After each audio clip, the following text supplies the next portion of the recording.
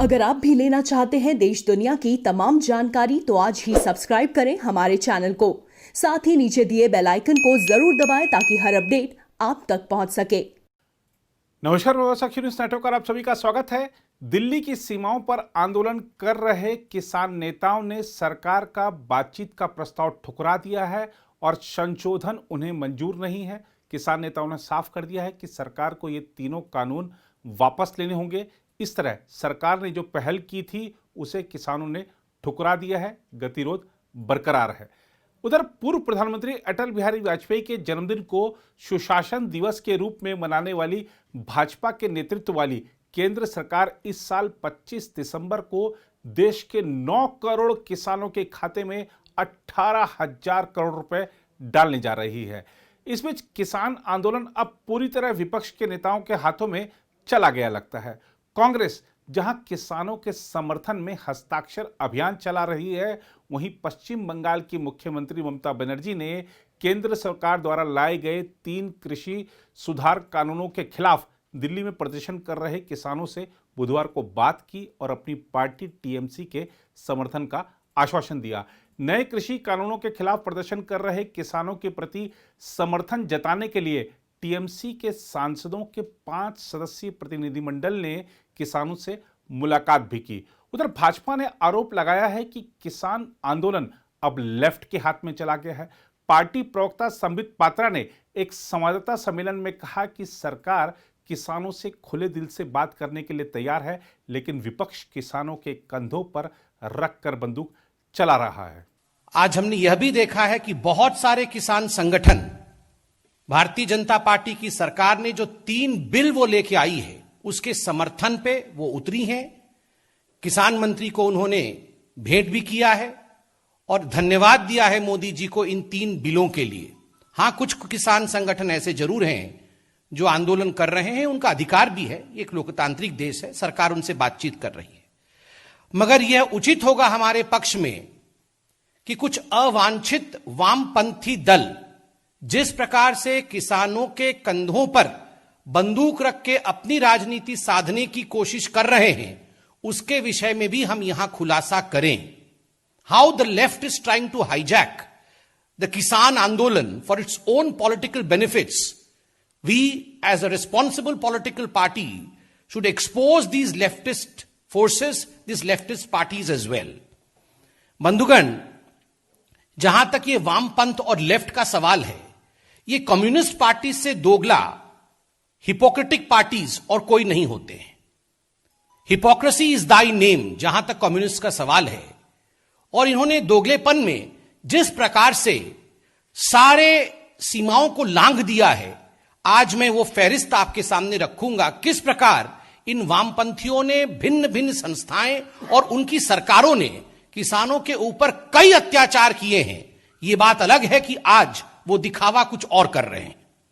3 मुख्य ऐसे राज्य रहे हैं जहां या तो वर्तमान में या विगत सालों में वामपंथ की सरकार रही है। केरल में वर्तमान में भी है, इससे पहले त्रिपुरा में लगभग 25 वर्षों तक, और कलकत्ता अर्थात वेस्ट बंगाल में, कलकत्ता से जहां से कम्युनिस्ट पार्टी रूल करती थी, वहां भी बहुत दीर्घ समय तक, बहुत लंबे समय तक वामपंथियों का सत्ता रहा है। एक एक करके एक एक राज्यों में किस प्रकार से वामपंथियों ने किसानों को ठगा है, आज उसके कच्चे चिट्ठे को हम खोलेंगे और कुछ ऐसे किसान संगठन जो किसानों के कंधे पर रखकर राजनीतिक बंदूक चलाने की कोशिश कर रहे हैं, उसका भी खुलासा करेंगे। पहले हम केरल की तरफ चलते हैं। बंधुगण, आप देख रहे हैं कि जो स्कैम टेंटेड केरल के मुख्यमंत्री हैं पिनरई विजयन, वो इस पूरे विषय को लेकर सुप्रीम कोर्ट तक जाने की चेष्टा कर रहे थे। मगर पिनरई विजयन जी को यह उत्तर देना चाहिए और तमाम जो लेफ्टिस्ट लोग हैं उनको यह उत्तर देना चाहिए कि आखिर क्या कारण है जो केरल गढ़ है वामपंथ का, वहां पर एपीएमसी की मंडी ही नहीं है। No APMC law in Kerala. Kerala में एपीएमसी का कानून नहीं है। और आप इन वामपंथियों को देखिए, इनके दोगलेपन को देखिए। ये पूरे हिंदुस्तान में एपीएमसी कानून को लेकर एक भ्रमजाल फैलाने की कोशिश कर रहे हैं। जहां मोदी जी एपीएमसी को सशक्त बनाने की कोशिश कर रहे हैं, मंडी को रिफॉर्म कर रहे हैं, एक ऑप्शन दिया है मंडी से बाहर का, किंतु मंडी बंद नहीं हो रही है। वहीं जहां मंडी नहीं है, जहां एपीएमसी कानून नहीं है, वह राज्य इस पर दोगलापन कर रहा है। इसका जवाब the scam tainted minister, chief minister of Kerala, mister Pinarayi Vijayan should come forth with, he should give. बंधुगण, एपीएमसी में जहां तक केरला का सवाल है और कोई एपीएमसी कानून नहीं है, आप जानते हैं वहां किस प्रकार से खरीद बिक्री होती रही है। वहां पर जो मेजर चैनल है किसान के उत्पाद के खरीद बिक्री के लिए, ये जो मेजर चैनल है वो प्राइवेट चैनल्स है। केरल की सरकार ने प्राइवेट चैनल्स के हाथों में यह काम दिया हुआ है। और जब हम प्राइवेट चैनल्स कहते हैं, आप तो चतुर्थ स्तंभ हैं लोकतंत्र का, आप लोग इस पे जरूर दृष्टि डालिए और इस पे रिपोर्ट भी करिए कि दरअसल प्राइवेट एंटिटीज के नाम पर they are the goons of the left wing.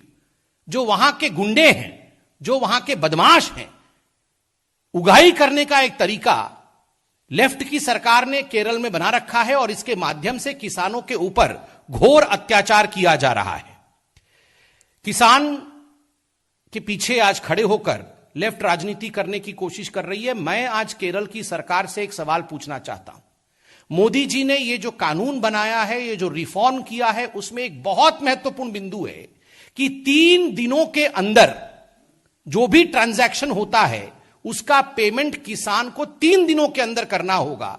अगर 3 दिनों के अंदर पेमेंट नहीं होता है तो किसान कोर्ट जा सकता है और जो करार करता है उसको स्यू कर सकता है, उसके खिलाफ केस कर सकता है। क्या केरल की सरकार इसके खिलाफ है? क्योंकि जो प्राइवेट एंटिटीज हैं, जहां जो खरीद बिक्री केरल में करती हैं, उनके ऊपर तो इस प्रकार का कोई कानून नहीं है। उनको जब मन तब पेमेंट करते हैं, सालों तक पेमेंट लंबित रहती है केरला में। यहां मोदी जी ने 3 दिन का एक स्टिप्यूलेटेड टाइम पीरियड दिया है कि हमारे भगवान, हमारे अन्नदाता को कोई परेशान नहीं कर सके, 3 दिन के अंदर उसकी पेमेंट हो जानी चाहिए। केरल सरकार इस कानून को क्यों रद्द करवाना चाहती है और क्यों ऐसा चाहती है कि उनके जो कोट अनकोट उनके कार्यकर्ता है, जो प्राइवेट एंटिटीज के रूप में प्रोडक्ट्स खरीद रहे हैं, उनको बढ़ावा मिले? इस पर जवाब दें। केरल में मंडी को विपणनी कहते हैं। आप आज जाके देखिए, ये जो विपणनी होते हैं, जहां पर ये प्राइवेट एंटिटी खरीद बिक्री करते हैं, किसकी कंट्रोल इन विपणनी पर है आपको मालूम पड़ेगा।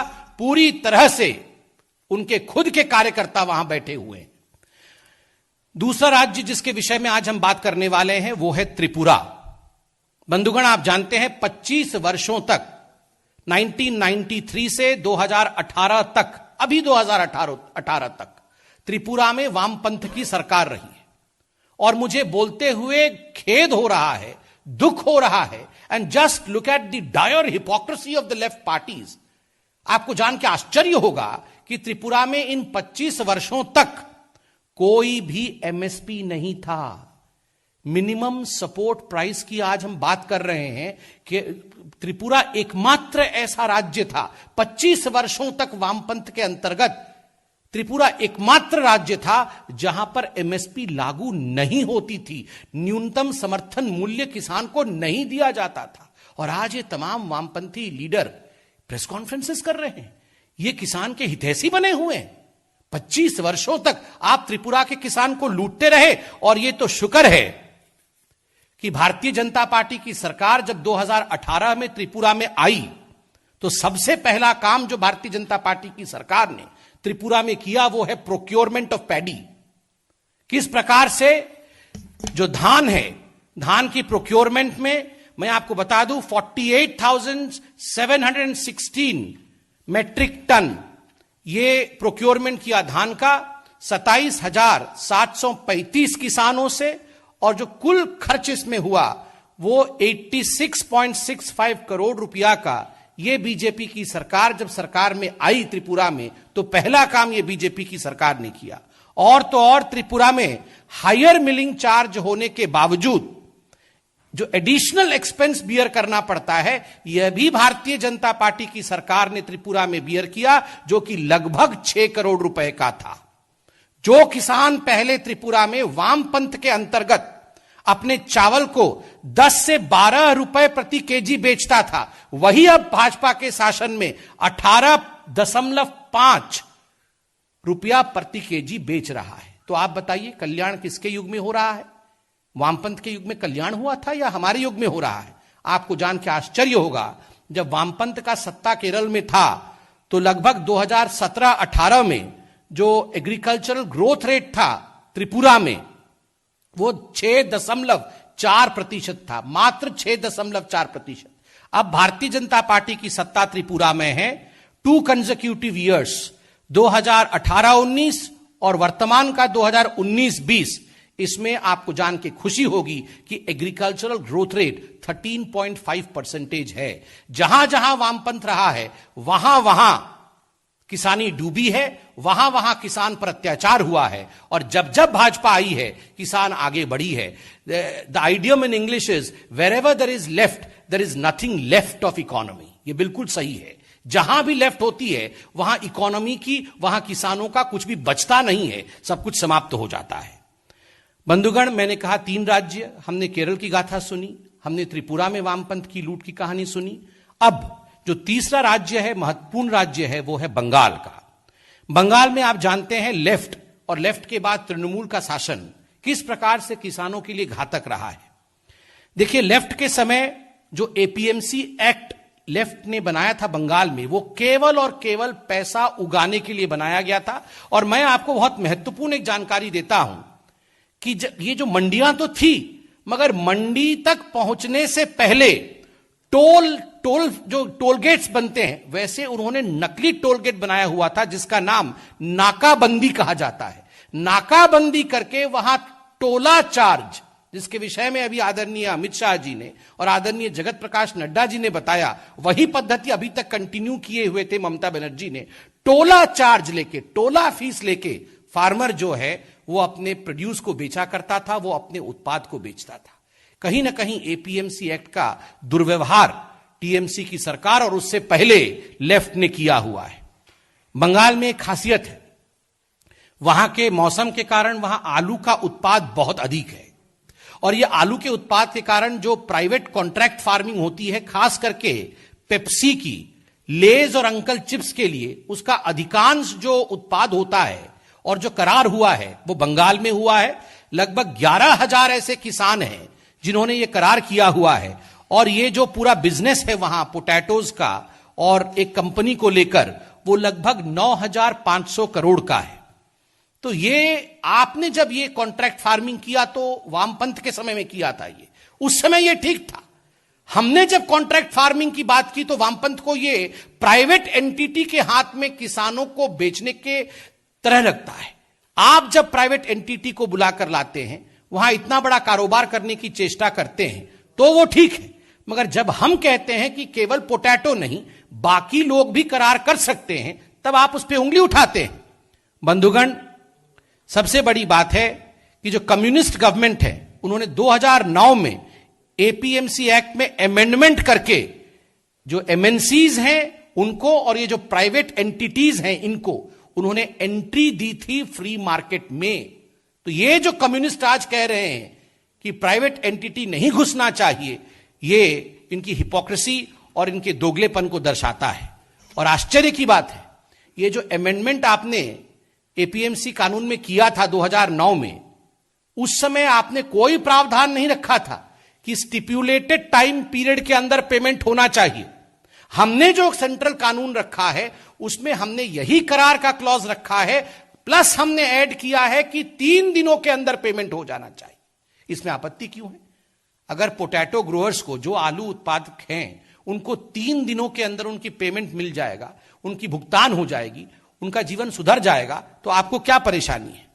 बंधुगण, बंगाल में अभी की परिस्थिति तो आप जानते ही हैं। आज ममता जी के कुछ जो कार्यकर्ता हैं वे किसानों से मिलने गए थे, किंतु पीएम किसान निधि अभी 18,000 करोड़ रुपए प्रधानमंत्री मोदी जी रिलीज करेंगे, डायरेक्टली 9 करोड़ फार्मर्स के अकाउंट में जाएगा डीबीटी के माध्यम से। मगर पीएम किसान निधि को लेकर जिस प्रकार की राजनीति ममता बनर्जी कर रही है, वो कह रही है पैसा डायरेक्टली मत भेजिए, आप पैसा हमें दे दीजिए।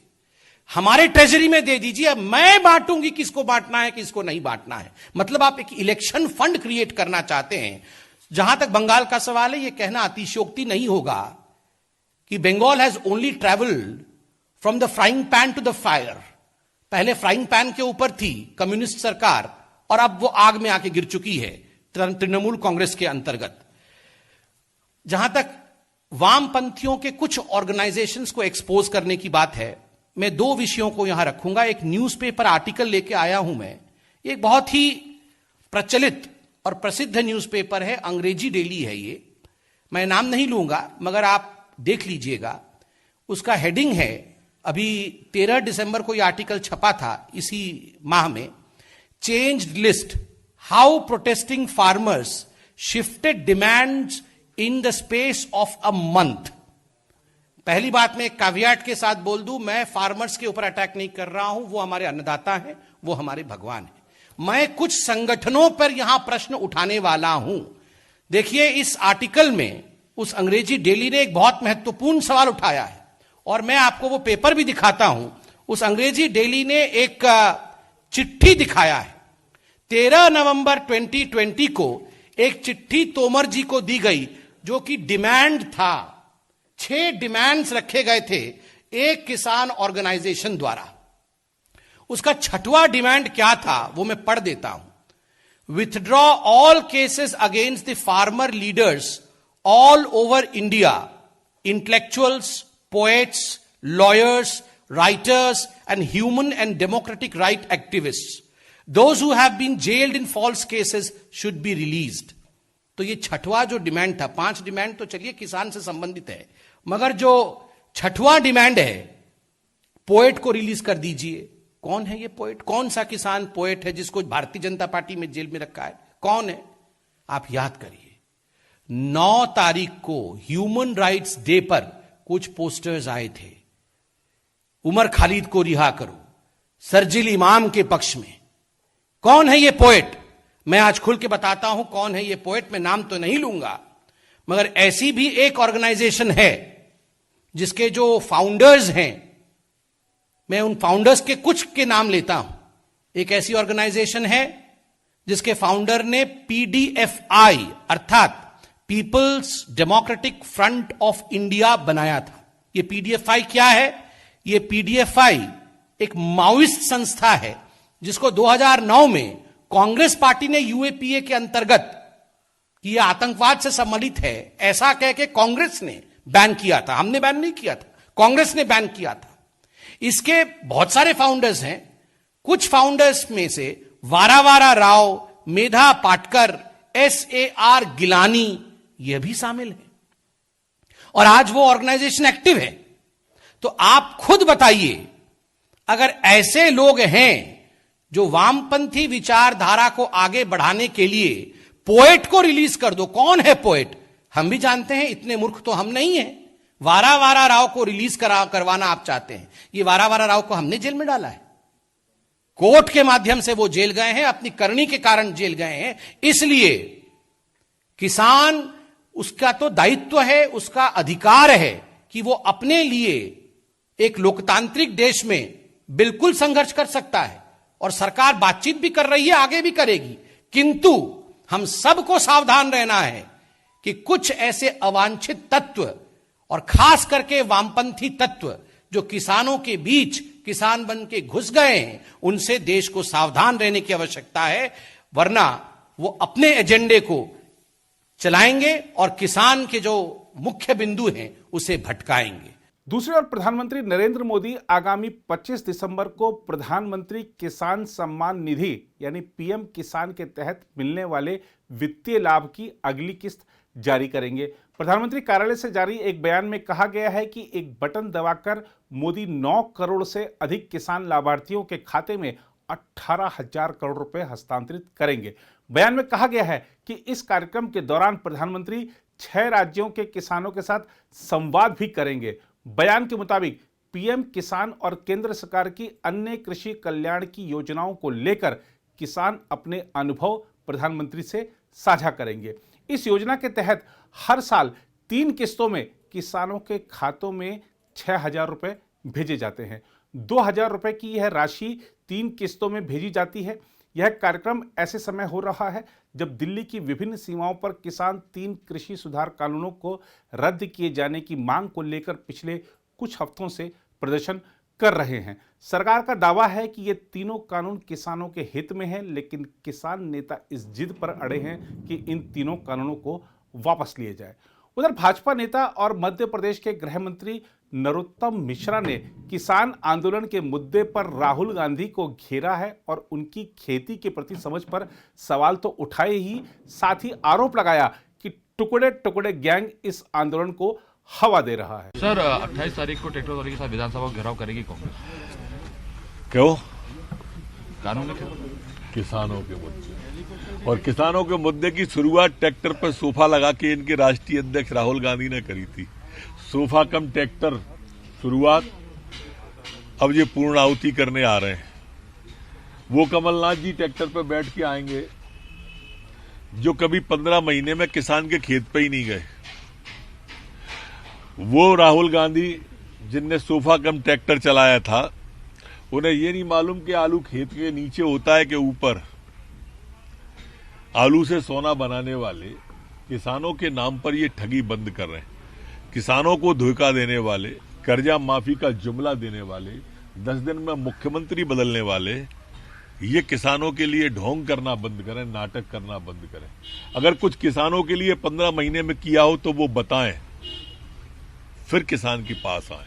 कभी 15 महीने में एक किसान के खेत पे गए हो, ओले में या पाले में, बाढ़ में या सूखे में, तो बताएं, फिर किसान के लिए आए। सर सत्याग्रह भी करने जा रहे हैं राजधानी भोपाल में, किसान आज जुटेंगे, आसपास के भोपाल के सत्याग्रह करेंगे। सत्य का आग्रह कोई भी कर सकता है, बशर्ते सत्य हो। मैं आज तक नहीं समझ पाया, मैंने आप लोगों से पूछा, उनसे भी पूछता हूं, जिसे वो काला कानून कह रहे हैं उसमें काला क्या है? कोई तो मार्गदर्शन करे। ये टुकड़े टुकड़े गैंग है जो भ्रम फैला रही है, जो भटका रही है। अभी तक कोई नहीं बता पाया उस काले कानून में काला क्या है। वापस ले लो, वो भ्रम फैला दिया। अच्छा नहीं है ऐसा। ऐसा ही सीएए पे फैलाया था, वैसे इस आंदोलन में फैल रहा है। वो जम्मू एंड कश्मीर में सबसे बड़ी पार्टी बीजेपी बनी, और कश्मीर में जहां खाता नहीं खुलता था वहां भी 3 सीटें जीते आप। सबसे बड़ी पार्टी भारतीय जनता पार्टी बनी है। नड्डा जी को बहुत बहुत बधाई। प्रधानमंत्री जी का आभा मंडल। गुपकार नहीं स्वीकार, ये तय हो गया कश्मीर के अंदर।